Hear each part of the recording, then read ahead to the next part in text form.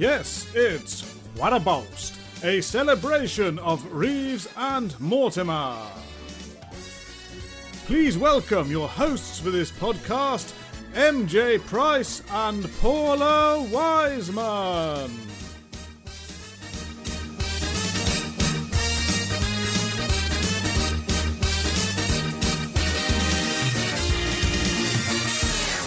Hello and welcome to Quite a Boast, a podcast dedicated to the work and genius of Vic Reeves and Bob Mortimer. My name is Matt Price, founder of the Reeves and Mortimer Depository of Curious Stuff Facebook group. And I am Paula Wiseman, founder and curator of the Divine Comedians podcast. We are joined today by a musician, songwriter and performer who was one of the supporting cast of characters who supported Vic Reeves in the pre-television big night outs in the pubs and clubs of South London. Later, he appeared with Fred Aylward in the TV series Les Lives and has gone on to have a varied and long career in the music industry under the aliases Tony Penultimate, Easy Listening Man, and as a member of the Ukulele Orchestra of Great Britain. At 6'8", he claims to be probably the tallest ukulele player in the world. Please enter the Novelty Island paddock, Peter Brooke Turner. Hey! Hey! I Hi, don't Peter. think I've ever been in the Novelty Island paddock, actually. In all the times I've been in, maybe once or I don't think I have. I think You're you'd know. invited in You'd know if you had. as a Well, I'm in stomper now. or something.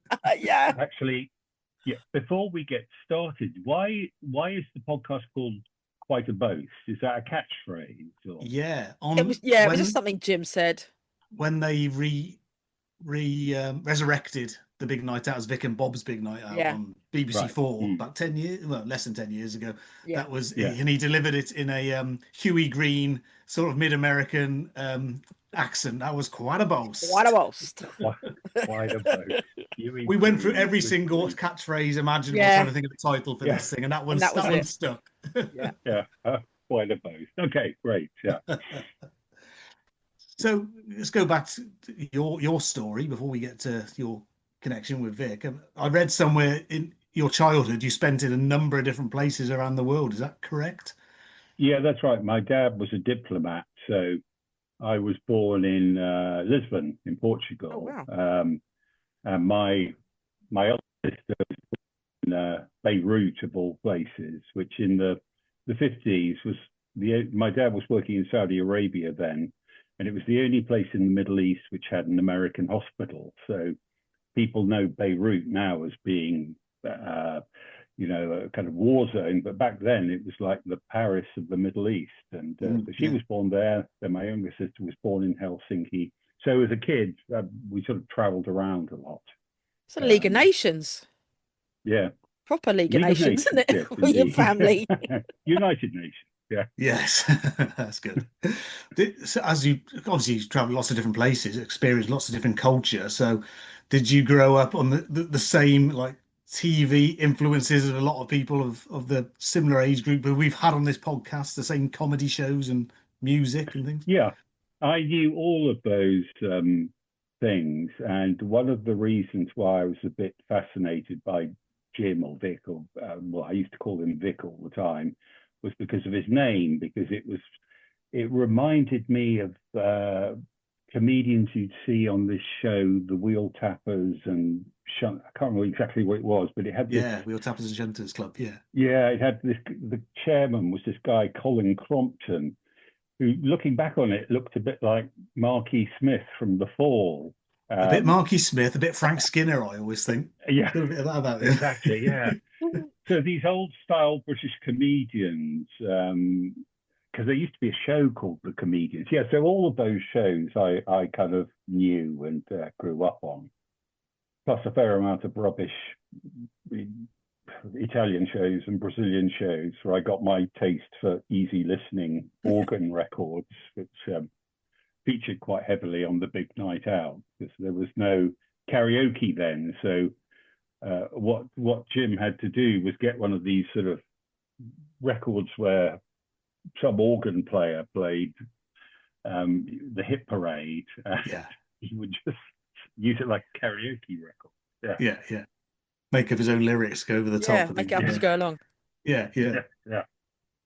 So what was your own performing career before you ran into Vic in your early years? Well, I kind of, I played the trumpet as a teenager, and then I sort of got interested in, uh, playing in bands, and I played in bands in the early 80s. I had a band which was kind of played stupid songs, and we used to give away televisions because you could quite often find televisions and skips and everything. And Yeah. so we would give them away on stage and ask a whole load of stupid questions. And we went up to Edinburgh in 1985, and because we didn't know how anything worked up there, we sort of lost our shirt playing to an empty theatre and Yeah. giving away TVs. And so I'd done that, and then I guess about 1986, I don't think I was working, and I just thought, well, why don't I try and go out and start to sing in public? And I didn't really, know how to perform. And so what I did was I used to read this newspaper called The Stage, and in the back of The Stage, they had all these advertisements for talent shows, and most of these talent shows were just pubs trying to get punters in to drink. Yeah. And so you go along and sing, and then go back next week and sing again. And then, if you got to the final, you get beaten by the landlord's girlfriend.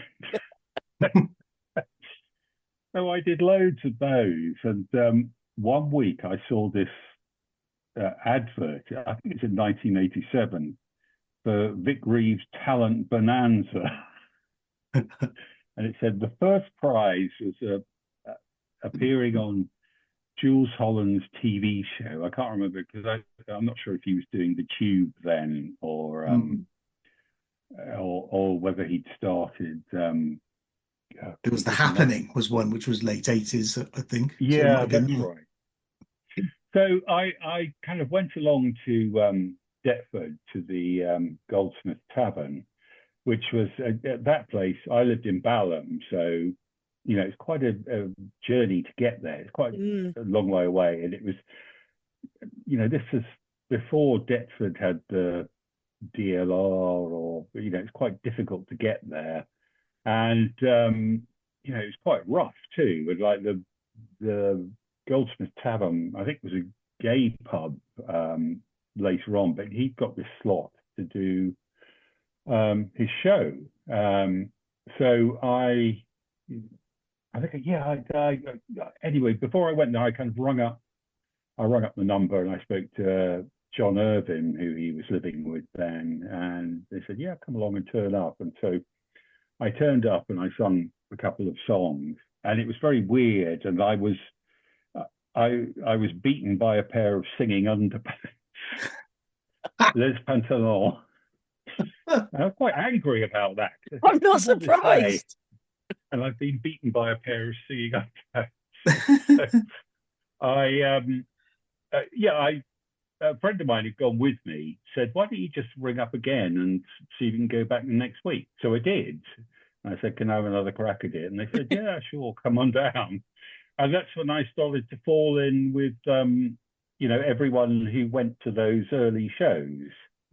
And all of those people, thinking back, they were all really interesting people. I got to know Paul Kennedy, who was, later was in Salad, and Morena. They were called the Merry Babes. And Paul Kennedy was a verger at St. Paul's Cathedral, I think. So he kind of walked around in a cassock half the time. And everyone there was sort of, Dorian was an air traffic controller. Yeah. So they were all interesting people doing interesting things. And Fred was there, and he was sort of technician at a school. And the Boys Wonder, they would come along, and I think they were the Stompers a few times. So I just kind of I kept on going to other talent shows, but I just found it was really, really interesting and fun to do. And so I just kept going, and I checked my diary entries the other day, and I must have, gone there pretty much, 20 or 30 times. Wow. Because I went there in sort of early 1987, and then I think it shut down for a while because, it was quite a rough place, and I think someone in one of the bands that had appeared on the show had kind of got into a fight with someone in the audience, and so I can't remember the details. All kicked off. It kicked off, yeah, and then suddenly it was at the Albany Empire. Yeah. Which is, interesting, really interesting. A proper theatre. Yeah, it's all about finding your tribe, isn't it? And it seemed to be definitely. spoken to a lot of people, and there's a mixture of a few people that Jim knew from up north, like John Irvin, Jack Dent, and then you got people like Dorian and Fred, who were the more art school type that he met when he moved to London. So they seem to be a good group. Yeah, and you sort of realise those things don't happen very often, that a little scene starts to coalesce around a person, because it really, he was the catalyst. Really, he kind of drew people into him. There's lots of charismatic people, and I never ever thought that what he did would be anything other than a good fun and a good night out. Because certainly the comedy scene around then that you saw on television was, nothing like what he was doing. No. What he was doing was very refreshing, because I suppose the biggest comedian then was Ben Elton, who was on TV. I think it was Saturday Night Live. They did that show. And then there were all these sort of comics who, because it was a time of Mrs. Thatcher, they were very left-leaning. And then, he was just doing this stuff which was halfway between old style comedy that you might see, some fat bloke from up north, not sort of referencing Bernard Manning or anything, but sort of Les Dawson, all those kind of music hall kind of thing. Yeah, but then it was it was spliced with this sort of surrealism, which was sort of from the art school, I guess, and it was really interesting, and he was absolutely fearless on stage. He was, because there was a gig that he drove out to, everyone drove out to in Bracknell. I don't know when that was, 1988, that I was at. And I think it was when he was being managed by Malcolm Hardy at that point. And so he got sent out to these gigs, and everyone in the audience was really angry because it wasn't what they'd expected. I guess they'd sort of expected alternative comedy, and what they got was this sort of shambolic set of people who sang a bit and did sort of puppets. Anyway, so he wasn't put off by that at all, and every week he just used to write new things. There were new characters, new situations. So it wasn't like I don't really think he even thought of himself as a comedian. Because I remember once him being in a pub with him, and some friend of his was saying, "What are you doing now?" And he said, "Oh, I suppose I'm a comedian." Because he did. He at that time. Have you ever heard of the Franklin Mint? They made these. Oh yeah, they make them the coin things. Yeah, they used to sell loads of them in the 80s. Lady Di plates. And just plates and they were always in the back of the daisy. Yeah. And so he did a whole bunch of plates of just stupid characters. Yeah, so that's kind of how I sort of fell in with that scene, and Yeah.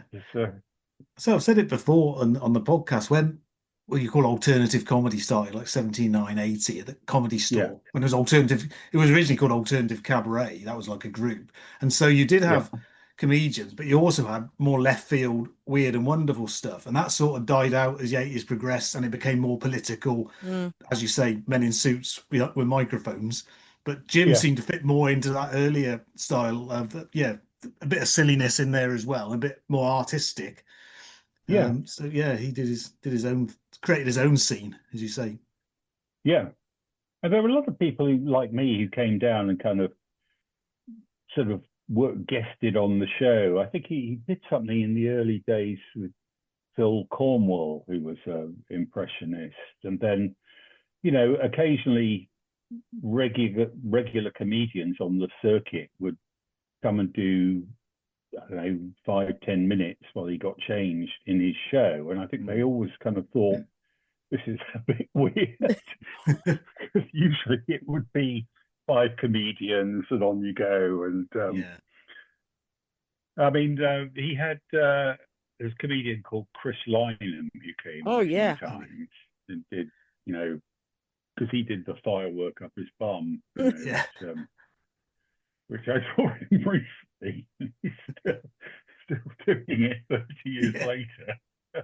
It's a living. It's a living. You wonder, how would you even get to that concept? How would you think, oh, let's just do this and see what happens, Well, I don't know. I mean, the thing is, I think these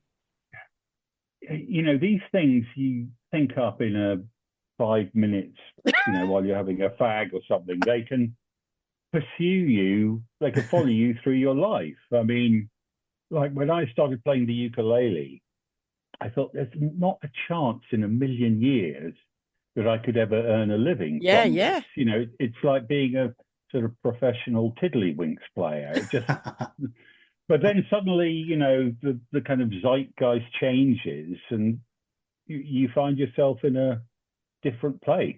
Mm. And I think that's what happened with him. Everyone got fed up of, all sort of right-on comedy. And what was interesting to me, because I used to go and see quite a bit of comedy, was that his show was always, no one ever kind of went to it from the comedy. It never got reviewed in Time Out. Mm-hmm. It was always like the last thing in the Time Out listings of Vic Reeves' Big Night Out, and no one ever went to it. And like, he seemed to have more of a connection with the music world. Because like lots of people from bands came down there, and a lot of bands thought it was just a great show, more than comedians. So I think that's where, that kind of tired old phrase, comedy is the new rock and roll. Him and Bob started that, really. Yeah. Talking of musicians, something you mentioned to me before is that were you involved in recruiting some of the musicians that were in the Big Night Out live show? Yeah. Well, I mean, I kind of vaguely, because my friend Mark Narayan, who I was in a band with, he came and saw the show, and his sister was going out with Fred at that time. And so he put together a band which had a friend of ours called Dave, who played in a bass in a gospel choir. And then there was this guy who was a marine lawyer called Nick, I can't remember his name. And then this guitar player called Patrice, who was in this band called the Chevalier Brothers, who used to gig around London a lot. I think they just did the first series, and and they did a few of the Albany shows. So they're in that film, I think. But yeah, so I just because I just got some of my friends involved, and it went from there, really. Seems to be how the whole thing works, isn't it? Yeah. It's all friends inviting friends who invite friends. Yeah. I mean, this big whole network of people. Yeah. but it kind of grew very quickly once it got to the Albany Empire, because that's when all these people like Jonathan Ross and Alan Yentob, and they would say, "Oh, so and so is in tonight," and you think, "Oh my God, what are they doing here?"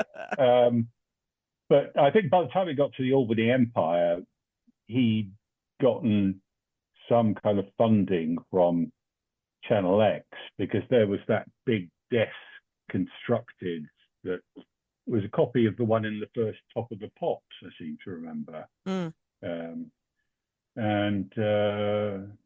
that's when it all started to move, because I think really when he met Bob, that's when it started to really kind of get,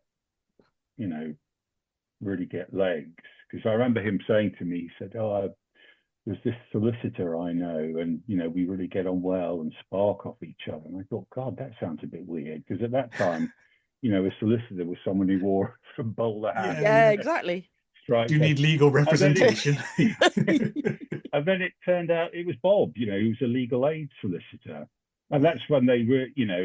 I suppose he was a sidekick at first, but then they sort of, they did all these sketches together, and for those of us of a certain age, it sort of had echoes of Morecambe and Wise and those great old double acts. So again, it was quite subliminal. This was a new and interesting thing. Yeah, I mean, that's the thing. I suppose the straight man angle was quite blurred with Vic and Bob. Do you know what I mean? There was you couldn't put either of them in a box. Yeah, and then there was just sort of a lot of weird. You just had to kind of sit back and surrender to it. Because I didn't find all of it funny. I remember being at the Albany sometimes, and I was that guy with the stony face, sort of looking around, thinking, "Why do they think this? What is going on?" Yeah, yeah. But when you kind of threw it all together and stirred it around, it was just great, really great. Yeah. As you mentioned the video, let's talk about that. I'm going to say you've set the internet alight. You set the Vic Reeves fan world Appreciation Society alight with the VHS that you've had digitized, which is the last night at the Albany Empire, by the look of it, April '89. Well, I don't know. From my memory, that was shot by John Irvin's brother, and I seem to remember there were 4 or 5 of those tapes floating around. Yeah. So I don't know how I got it. I suppose I got it because I was in that one. And that's a full kind of 2-hour Bruce Springsteen length video. It'd been sitting in my basement for 30 years, and it's funny how these things kind of travel back to you from 30 years ago, because I met Jim living around the corner. He'd moved in, and then he posted something on Instagram saying, "Oh, here's Peter," and we were in a Shaking Stevens video, which was we will get to that. Yeah, a very proud moment in my life. And so I just thought, oh, well, maybe I should pull out that video. And so, I just got it digitized and put it up. Yeah, it's caused quite a commotion. It's great. Oh, right, good.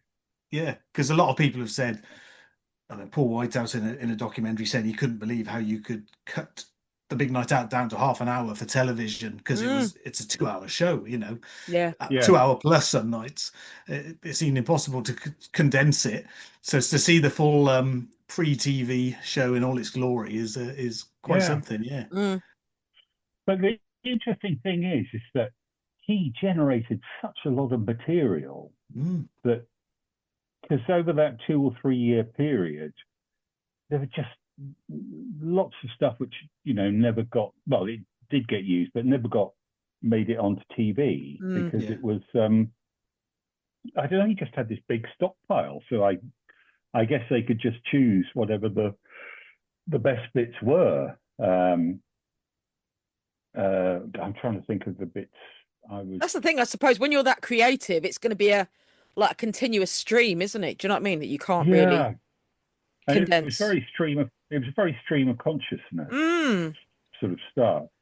And like that was the thing when, so I remember I went along to the pilot shooting, and like I'd spoken to Bob beforehand on the phone. They were just trying to get as many people along who had seen the show, because I think if you just put the show on in front of people who didn't understand, they wouldn't know the catchphrases. Yeah. So as soon as it went onto TV, everyone in the audience had seen it. Which is probably quite only 3,000-4,000 people had seen it, and but because all those people were primed and ready to go and shout out all the catchphrases, it still had a bit of a kind of club feel. Yeah. And then I think I seem to remember that it was on the cover of the NME when it started, which was the NME had a huge circulation. Oh yeah. And they kind of told you what catchphrases to look for. So that was much more powerful than being on the front of the Radio Times or But yeah, let's go back to your performance in that tape, because it's great. I mean, you come on, you do a little duet with Vic, both in fine voice, and then you do your own Easy Listening Man song. I mean, was that a regular tune that you would perform at the big night out? Yeah, I suppose, because I kind of basically, I love pseudonyms, so I used to go on as Brooke Turner, which was like, sounded a bit like Brooke Benton, and I'm always sort of trying to find now pretty much I use my real name, which is Peter Brooke Turner, but I constructed this kind of crooner type person who sort of went on with a pipe, a bit like sort of Bing Crosby or Val Doonican. And I'd written this song about just liking easy listening music and trying to live with neighbors making a racket. And I used to sing that, and that seemed to go down quite well. And I did another song called Après Ski, which is all about skiing. And I just tried a whole bunch of. I did a drag act once, which is very poor, was I think the verdict. So I never did that again. Just I can't remember. I did 3 or 4 songs, but I just did my own songs, or souped up. Not souped up. Easy listening punk classics. And I suppose a lot of those kind of things got on his album, like I remember Punk Rock and all those things. Yeah, which are great tunes. So what was it like watching it back when you watched it for the first time? When you'd found it in the basement, what memories do you have of watching it that first time? Well, I thought it was really good, because usually when you see footage of concerts, they've got 7 or 8 different cameras. This was just like one camera shooting from the back, and an old school 1980s VHS camera, not on a phone where you can edit and do all sorts of work. Exactly. But there was a lot going on, even though it was a fixed camera, there was always, you had 5 minutes of some sketch and then 5 minutes of something else, and it all moved pretty quickly. So it's, it does give a good feel of what it was like, being in those shows. But they were long, they went on, but everyone got their money's worth. 2 or 3 hours. I heard from Jack Dent when it went on, who's obviously a good friend of Jim's. He said he remembers being here that night, and he remembers a very messy bank holiday Monday the day after. Apparently. Yeah. Well, Jack. Sorry. Yeah. No, you go on. I was going to say, after Jack Dent used to run this really good karaoke night down in Greenwich, after Jim and Bob got on TV, and the kind of remnants of that scene used to kind of go down there and all sort of sing and everything. It was in Malcolm Hardy's club up the creek. That was really good fun too.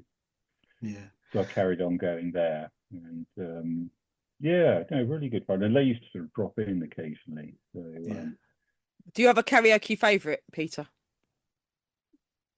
Close to You by the Carpenters is good. Right, okay. Like Karen Carpenter had quite a low female voice, mezzo soprano, so that kind of worked for me because I'm a kind of bass baritone. So I can go, why do birds? Now, if you did that in drag, that would. Oh my God, that in drag would have been amazing. Yeah. You mentioned your diary earlier from the time, and you've been kind enough to share some images with me when it just says like Goldsmiths tonight, big night out. But there's one entry that stands out which just says the word shaky on it. Shaky, yeah. So let's talk Shakin' Stevens. That video is infamous. It was only one day, really, and Jim said to me, "Do you want to be in a Shakin' Stevens video?" And I went, "Yeah," because he was like a big star then. Oh yeah, he was huge. Huge. And what he hadn't said was that he knew the director, and I thought it would just be me, Jim, and Shakin' Stevens. But we had to go and meet him up in Leicester Square. And of course, it's one of these videos where it was shaky and just about 3,000 punters happened to be passing. But he wore his leather jacket with horse brasses on it. And I just sort of, I wore a white suit or something. And they were getting lots of shots of, Shaky on top of a post office box and a policeman getting, and all this kind of cheesy stuff. And then at the end, the kind of director, he's not really directing it. He was just sort of standing around with his hands in his pockets. He said to Jim and me, he said, "You want to get involved, you better get in there." Get involved. Elbowed our way in front. And like Shakin' Stevens was he's very quiet man, because his image was like this, well, it's kind of Elvis type of image, so you think he'd be sort of really rebellious and everything. Welsh Elvis, Yeah, but he's just like very quiet, going to, when you sort of talk to him, "Oh, thank you, hello." He projects very differently. Yeah, but that was great fun, and then it came out and obviously sold a zillion copies. But yeah, no, it was, I enjoyed that. If any of our listeners want to find it on YouTube, it's "What Do You Want to Make Those Eyes at Me For?" The cover Indeed, by Shaky, featuring Vic and Peter and a few hundred other people. Was that a paid gig? Was that a paid gig, Peter? Was there any? We got 10 quid for it. Yeah, so that was it's worthwhile doing. A lot of money in them days. Not to be sniffed at. Yeah, a lot of money. Yeah. No, I had a little Shakin' Stevens shrine. I was a big fan when I was a kid. I had a little shrine in my bedroom. Those satin scarves you used to get. The awful satin scarf. Oh, I had one of those and little pictures, and I had little shrine. Yeah. He was massive. He was massive. I think Green Door might have been my first. He was single, huge. Actually. Yeah. The thing is, because I watched some program about who had sold the most records in the 80s, not who was the most influential. And it's really surprising. It was like sort of, Shakin' Stevens was one of the top selling artists. It's a bit like in the 60s, there were all these sort of bands like the Stones and the Beatles, but one of the bands that sold the most records was the Seekers, because they were very wholesome, but they had guitars, so they were kind of like one of those groups that bridged the older generation with the younger generation. Yeah. That's my theory anyway. As we're talking music, something else that has resurfaced recently from that era was the Howlin' Wind flexi disc that Vic released, which I believe you were also on. Yeah, well, he asked me to do this. I don't know who commissioned it or wanted it made, but there was this piano and drums duo called themselves Mick and Kiwi. I think they just played in the pubs around Deptford or Greenwich. There was a lot of live music in pubs in those days. It wasn't all jukeboxes. And I guess he'd written this song called The Howling Wind, which was like a kind of, cowboy song. And he said, "Do you want to come along and sing on it?" It was fairly simple. So I just sort of, he sung the top bit and I just made up some sort of scoopy bits to, "Oh, won't you listen," to go on the bottom. And then I never heard anything more about it till 38 years later when you sent me a recording of it. Even the whole concept of the flexi disc. I mean, like, whose idea was that? Do you know what I mean? Just this weird. I don't know what it was given out with. It must have been given out with a magazine. It used to appear on magazines, didn't it? Just like you get CDs now. It used to be just attached to the front of a magazine, and you'd be like, how are these? You get maybe one play out of it, and then it's put it in a frame maybe or something. That a lot. I always remember, Reader's Digest used to do these sort of flexi discs of, big bands or crooners or to try and entice you into buying some box set of LPs. So I guess it went out with some magazine. I think it was, a bit more of an underground magazine than Reader's Digest, I think it was, but in London area. But I don't think many copies existed. That would have been good if it had been Reader's Digest. Yeah. People's Friend or something like that. Yeah. Women's Weekly. Yeah. Which is very more Vic Reeves, actually. It would have been. Well, that's what I'm thinking. Probably missed the trick. Middle of the road. Yeah. Very middle of the road. So, as you say, the show moved to TV. Were you ever approached to appear on the Big Night on TV, or did you sort of go your own way? I don't really think I expected to, because I was never part of. I was never sort of an integral part of the show, like playing characters that he'd written. Like Fred, for example. Fred played a character that was written by Jim, and then, so he went into the show. And I know that sort of Dorian, who did his Toff character, who was absolutely not going to be shown on TV because of the catchphrase. But, he did that. And I just thought, that's it kind of was just like perfect, the way it was, and it just sort of had to go ahead, on its own merits. And they'd also started working with, like really good actors like Paul Whitehouse and Charlie Higson. So all those people who were like sympathetic to their talent and play characters and bring their own vibe to it. So, in a sense, it was like I suppose I was a bit dumbfounded how quickly it moved once it went to the Albany Empire. It was only about a year, and the shows were getting bigger and more people were turning up. And so it just naturally had to happen, and you sort of think, oh, okay, well, that's off it goes, like a sort of firework going past your ear. Because I did, I think Fred got me, he got me a ticket when it was on tour. This is the second big tour they did, where they were playing in big theatres. And it's in Southampton. I went to see the show there, and I kind of went to go backstage afterwards, and I literally had to fight my way through this huge crowd of screaming girls to get to the stage door, and then get in, backstage.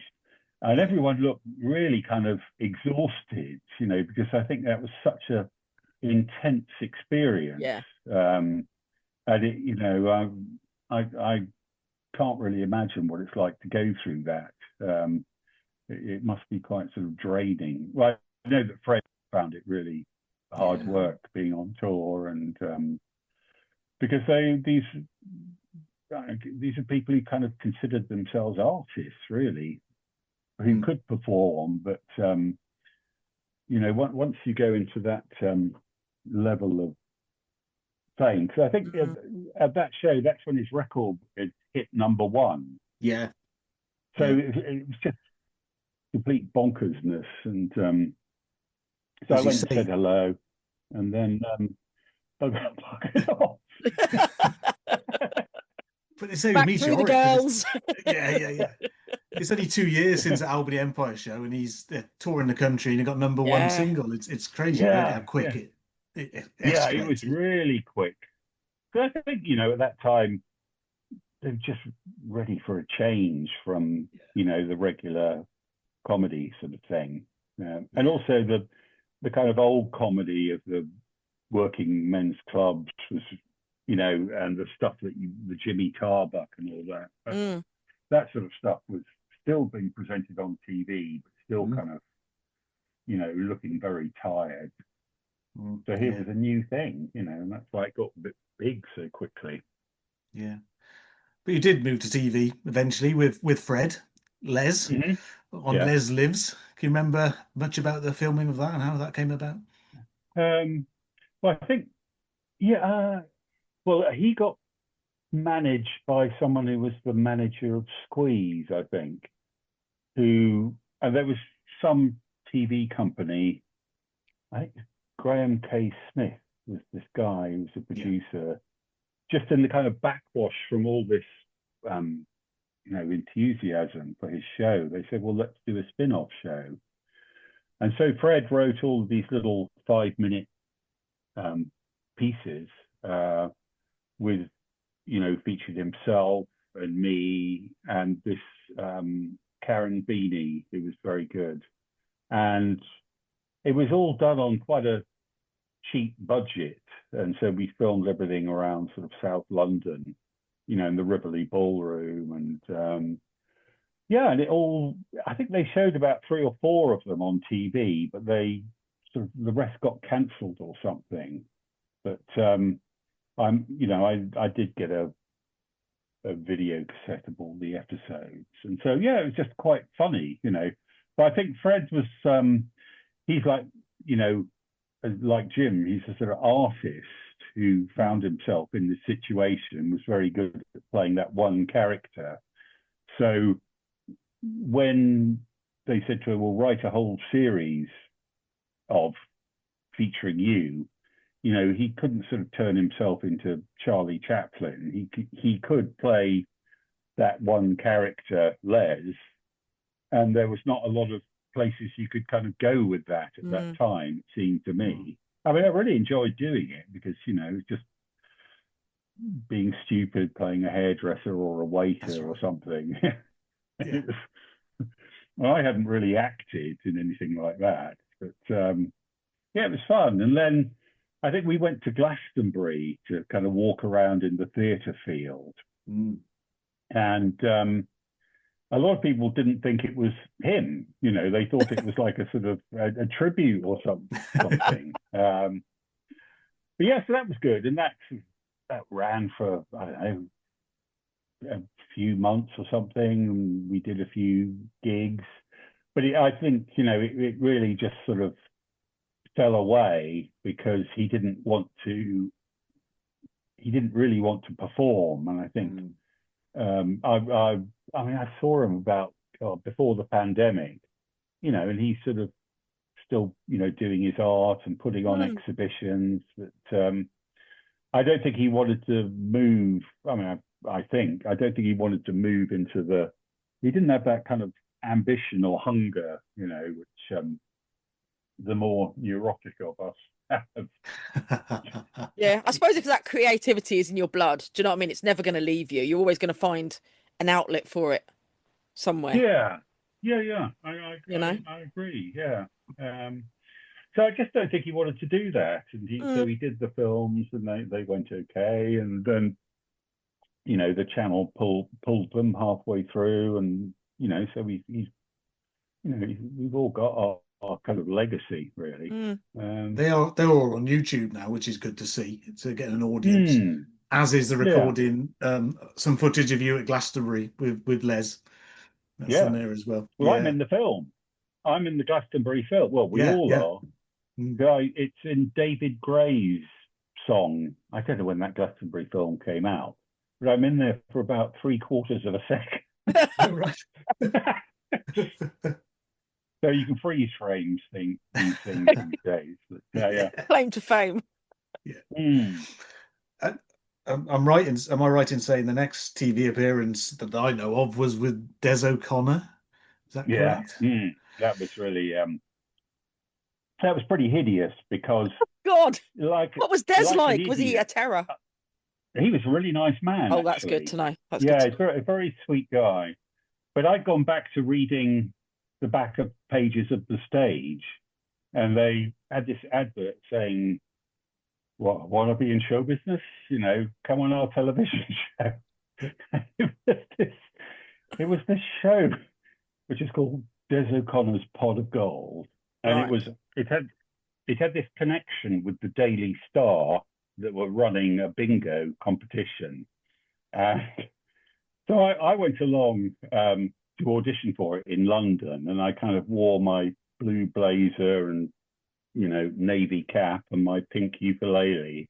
And they really must have seen me coming, you know, because if I'd have painted a W on my forehead, I don't think anyone could. But yes, I went along. And they said, "Great, you know, come along and be in the show." And so it was being filmed up in Nottingham. So off I went to Nottingham.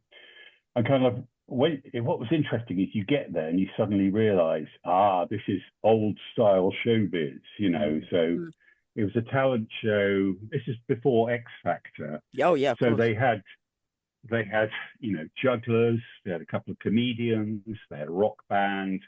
They had a woman who did poems, and they had me, you know, who went on and did my little bit. Because what I discovered when I got there is that they had the kind of 7 or 8 regular showbiz acts, and then they had a group of people they called the wannabes, because they wanna be in show business, and basically these were all the, you know, the weirdos and the wackos.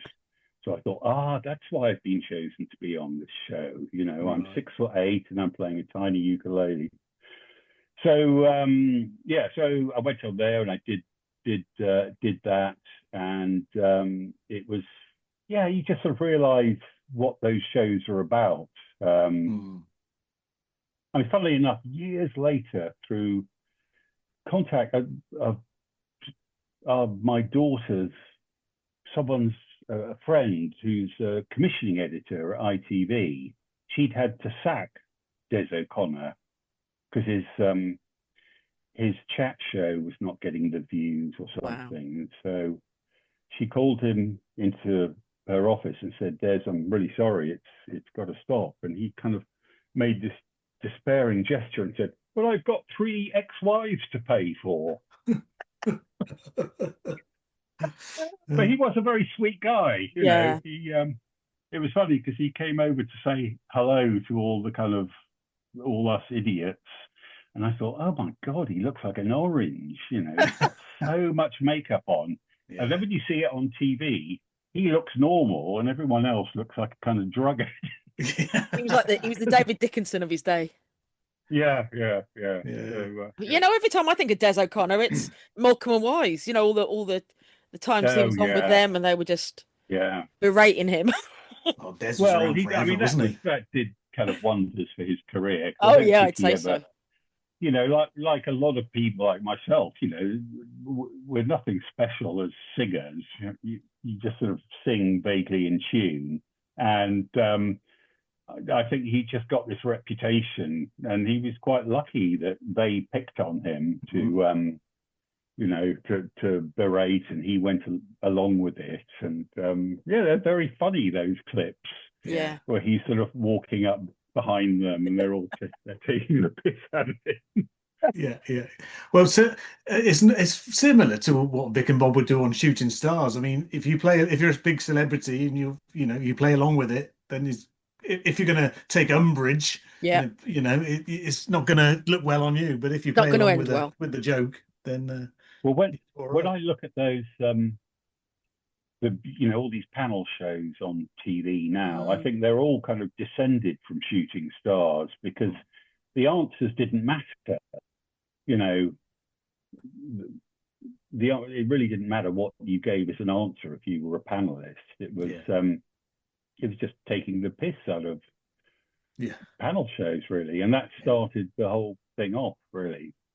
Yeah, and also you hear about all these stories about how scripted panel shows are. Some panel shows are scripted. It kind of takes the magic away from them a little bit, you know.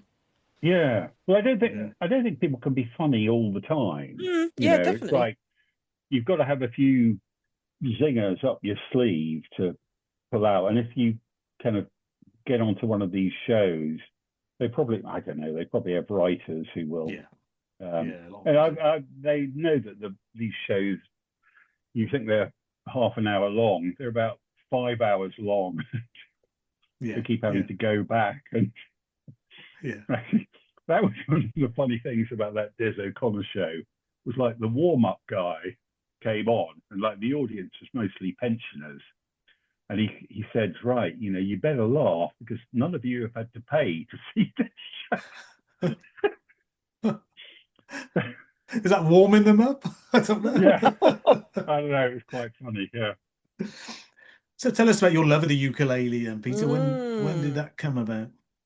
Well, that was another lost cause. That was I started playing that in the late 80s, and I really liked it. And this was when it was quite difficult to find a ukulele that played in tune. So I just played it. I'd played the guitar before, so it's quite easy for me to start playing that. And I just sort of played it a lot and went busking a bit. It was just like a new thing I did, really, I suppose.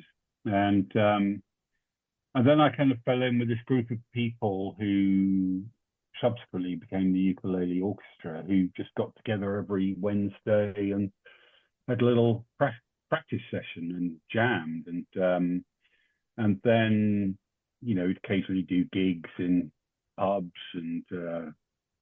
But I suppose the thing is, we had a kind of base, which was in this place called Cecil Sharp House, which is in Regent's Park, the home of the English Folk and Dance Society. And we just play there every month, and people would turn up, and another thing that just grew and grew. And then it was, I suppose what happened was it was the arrival of broadband internet, where you could actually put films online without having to buffer and all of this stuff. And we'd made a DVD of our show, and that got ripped and shared on YouTube. And we were a bit annoyed about that because it was our own copyrighted document. But the way this new system worked was that if it was free, people would see it, and then they could see it all over the world. And if they liked it, they would come and buy tickets for your show. So that became a driver of ticket sales for us, really, having a strong internet presence. Yeah, but you guys have traveled so vastly. Do you know what I mean? With the Ukulele Orchestra. I mean, as I said, I've seen you guys in Dublin. And do you know what I mean? Just every time I look at the website, you're playing all these incredible venues. It's. I mean, I've been doing it, about 30 years now, and it's certainly, as you get older, because there's quite a lot of repetition in it. It sort of becomes work, and it's a job. But you've always got to put your back into it. Because there might be one person in the audience whose mind you're blowing. So I still enjoy doing it and traveling around.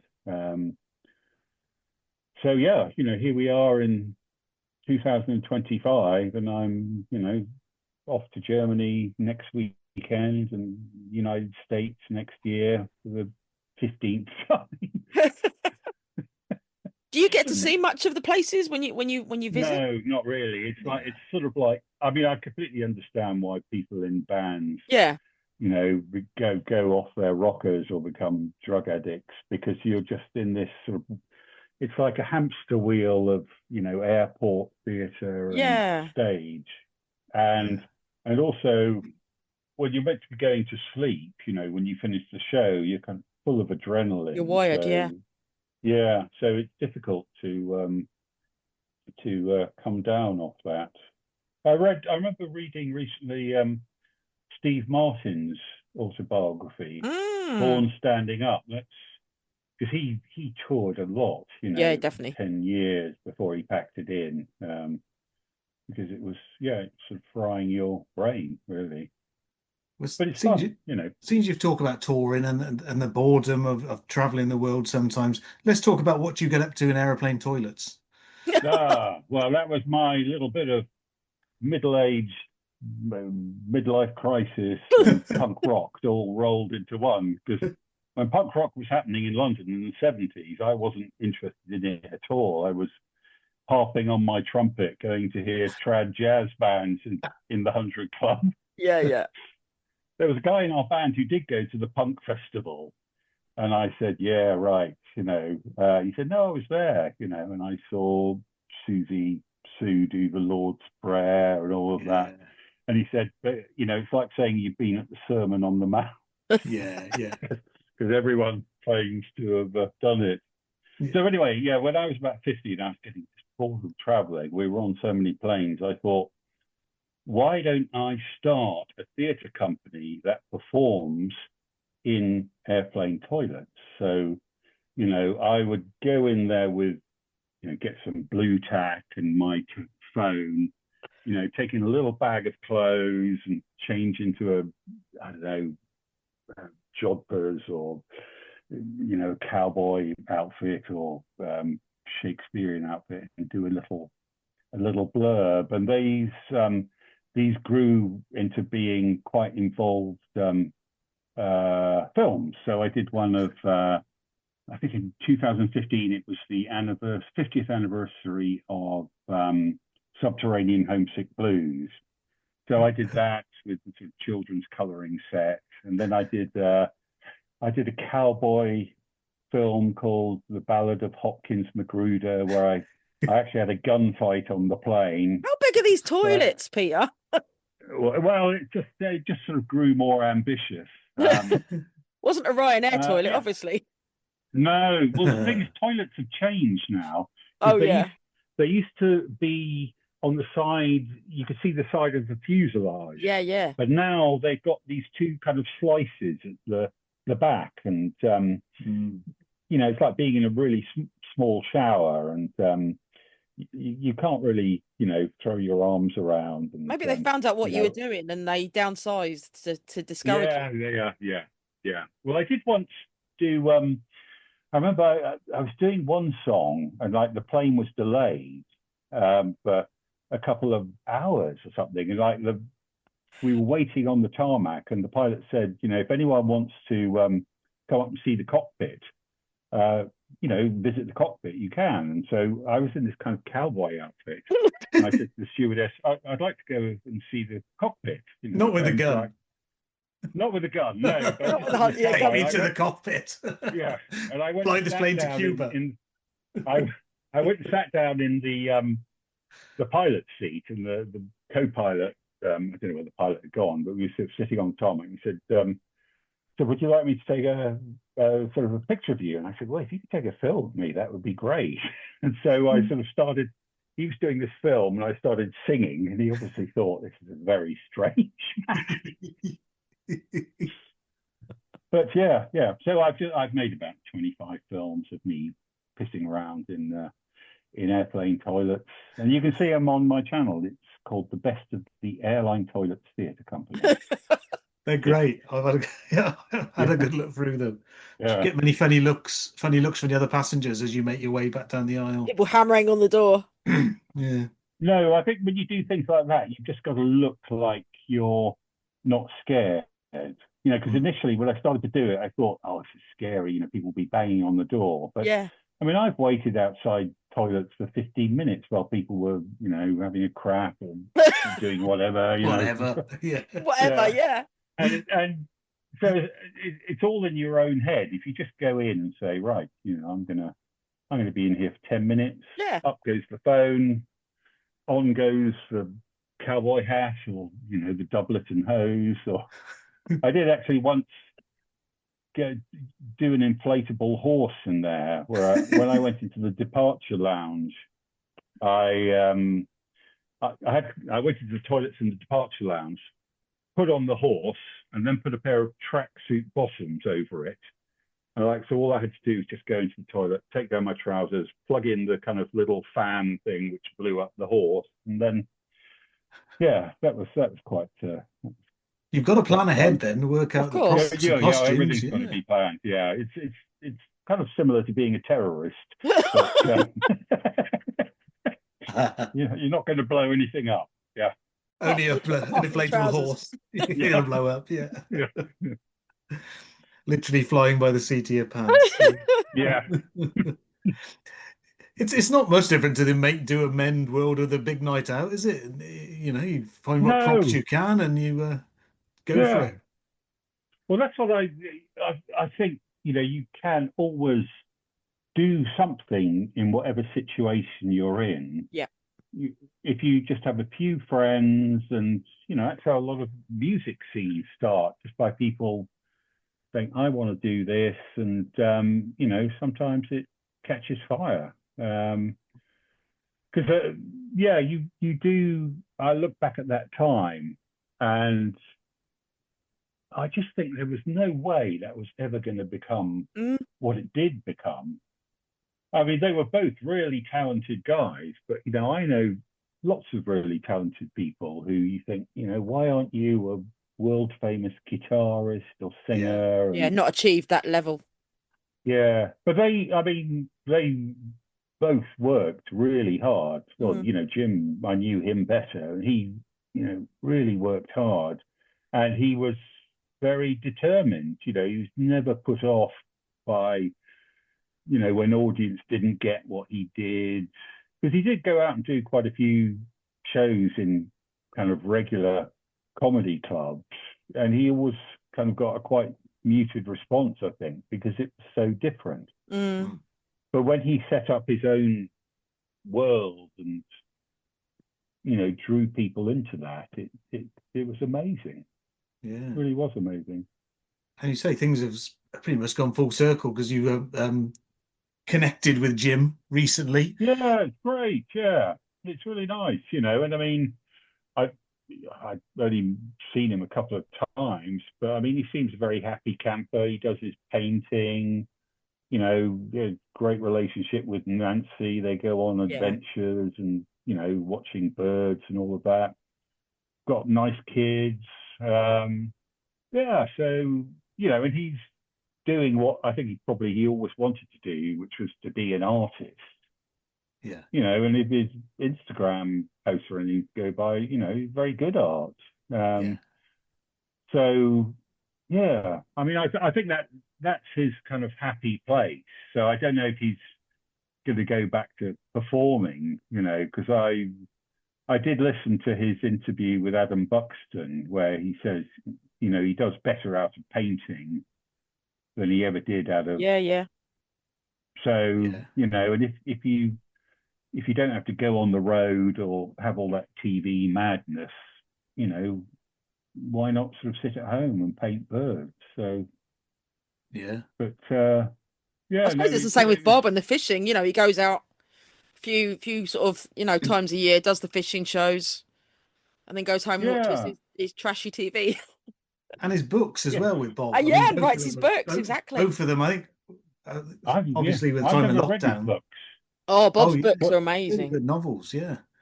I mean, they've both gone off in their own separate directions, and making a very good living from it, I would have thought. Yeah. Why not? He's a best-selling author and national treasure now. Status Bob's achieved. Yeah. Wow, isn't it strange how these things sort of creep up on you? Because I think, Bob was never, he was in it for a laugh.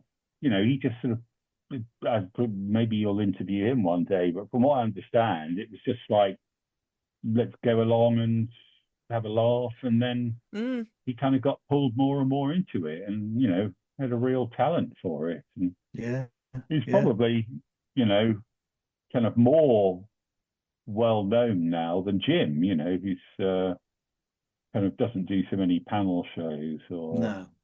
No. No, but I mean, I'm yeah, definitely of the opinion that if Jim and Bob hadn't met, the comedy landscape would have been very, very different. I think from sort of what's come since their time. Yeah. I don't know. Yeah, I mean, something would have happened, but it's a bit like saying, you know, what if Elvis hadn't met Colonel Parker or something? People always think these things are sort of predestined, but I think there's got to be a kind of lining up of the planets and the right people at the right time for that to happen. So I just feel very lucky I was able to observe it. So yeah, no, I mean, I've spoken closely. to so many people that have been influenced by them. Do you know what I mean? And it's kind of like this sort of this paying forward kind of thing. Yeah. Do you know, so many people that have been influenced by their comedy, and it's kind of flowed through to today. You know. Yeah, it's really influential, and the thing is, it's sort of dissipated a lot. You know, and there's never been anything quite like it, really. No. And that time was, it was a really exciting time. You know, seeing it going off. And let's talk more about you again, Peter. Enough about them. So what's on the horizon? Just more ukulele orchestra Yeah, what are you up tours? to? He's off to Germany. Yeah, well, I spend about sort of 60 days a year in Germany with the band. The audiences are really good there in Germany, you know, and they kind of find us. They think of us a bit like sort of Monty Python, I suppose, and British humour, and you know, it's really nice to go and tour there because all the theatres are clean and you're not treated like some kind of animal. Yeah. Like, you know, I'm not slagging off British theatres, but you know, usually you arrive somewhere in Britain after a really terrible train journey, you know, with cancelled trains, and then, you know, you've got to go out and get a bag of chicken or something, and so it's just a bit more, you know, utilitarian. So yeah, I like touring, going to the States is fun, but I mean, I'm 67 now, so I'll probably carry on 2 or 3 more years. Mind you, a lot of people don't ever stop. No, you know? No, exactly. I remember in 1981, I said to myself, I better go and see the Rolling Stones. You know, they're all going to be dead soon. Yeah, exactly. Yeah. Those old men in their 40s. Those old blokes. Yeah, exactly. Well, because rock stars sort of died, you know, and that was 40 years ago, and yet they're still. So it's very strange, you know, that the live music scene is really strange at the moment, because at the top end, you have people willing to pay a fortune to go and see acts. I mean, we were playing in Edinburgh last year, and we were on a little Scottish tour, and we were playing in this theatre, Queen's Hall. We played loads of times before. Because Taylor Swift was on, there was not one single hotel room available in Edinburgh. So we had to, after the show, we had to get on a bus and drive down to Newcastle, where our next show was, just to get to a hotel. Wow. So all that top level of stadium shows, people will pay, you know, hundreds, thousands of pounds. But then the kind of small level clubs and pubs, they're all closing because, you know, not enough people are going out. So I think, you know, in 10 or 20 years, there's going to be a shortage of staff. Where are they going to come from? Let's blame Taylor Swift. Yeah, well, no. Well, she does a good show. You know, she seems very nice. She pays a lorry driver. Sure, well. She's lovely. You know. Yeah. So I'm just carrying on for the next few years, banging on my banjo and traveling around the world. Come back over to Dublin, Peter. We'll. Yeah, Dublin's great, actually. Get a pint. Yeah, that's a real. Do you live out there? I do. Yeah, I live in the North Dublin. Right. Okay. Yeah. No, it's it's really I think you're normally in the party. National Concert Hall when you play here. That's right. Yeah, that's a beautiful venue. Yeah. So I can't really think of what to say about. How do you find the American audiences? They're really kind of vocal. You know, they do all that. Yeah, right. You know, and you go, oh, really? Yeah. No, they're great. You know, and they. I guess because we play in liberal bubbles, basically, because it's not as if we're playing behind chicken wire in bars. Yeah. You know, we can sort of take the piss out of them a bit, you know. So we always like to say, we're here to make America Great Britain again. Which they find funny, you know. And well, yeah, but it's God, America is so huge. Oh yeah, definitely. You know, you just and people always slag Americans off, saying, "Hey, you know, there's only 20% of Americans have passports." But when you live in a country that big with 3 time zones, they have everything there. They've got. You don't need to leave the country. The continent, yeah. So I find it interesting, you know. Sometimes it's boring when you're kind of stuck in a holiday in, a couple of miles outside some Midwestern town on the freeway. But I don't regret it at all. You know, I'm happy to keep playing. There's worse ways to earn a living, Peter, you know? Yeah. So I always say to myself, you know, when you were in your 20s and 30s, this is what you wanted to do. You know, you said, I want to be in show business, and you're in show business, you bastard. Get on that. It's a kind of deal with the devil, you know. And I do kind of envy these old comedians like Bob Hope, who just ended up playing golf all day. But I don't know how to play golf, and I like to keep active. So maybe that's on the cards. That'll be your next thing to do. Yeah. Take up golf. I'll tell you what, you can set up a golf open in an airplane toilet, I think. Yeah. Mini golf. Yeah, mini golf. With one hole. Yeah. Put a flag in it. Yeah. That's all you get. Yeah. Well, obviously now you're traveling the world, Peter, but it all started off in a back room of the Goldsmiths Tavern back in the mid 80s, and just to have been there and those formative years of the big night out is something to look back on. And so thanks so much for sharing those stories with us and joining us today. It was quite a boast. Yeah, thanks, Peter. That was amazing. Such a pleasure. Real Absolute pleasure. Joy.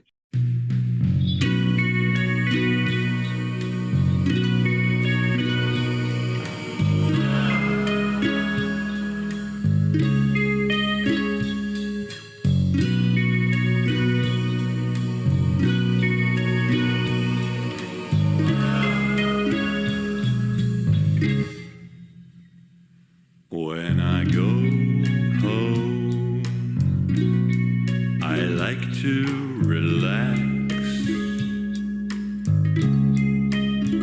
I put my stereo on and hear my favorite album tracks, because I'm easy listening man. So easy listening man.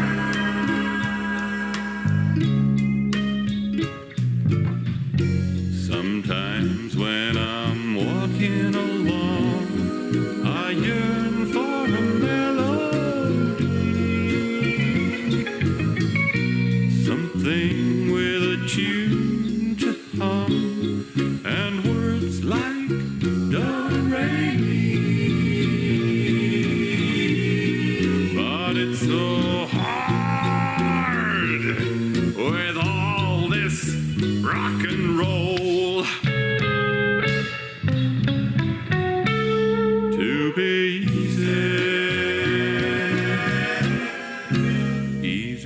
listening man. I'm in my easy chair with my headphones on. My slippers are comfy, and so is the song. And I'm easy listening man. I am so easy listening man.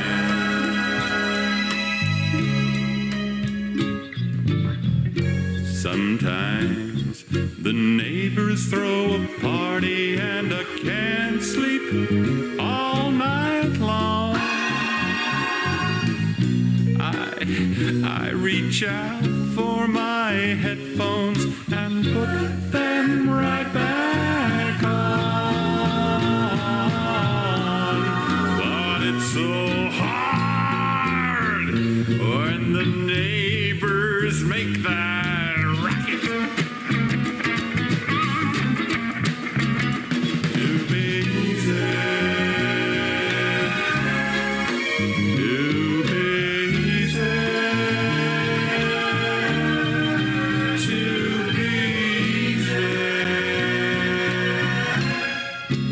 Easy listening man.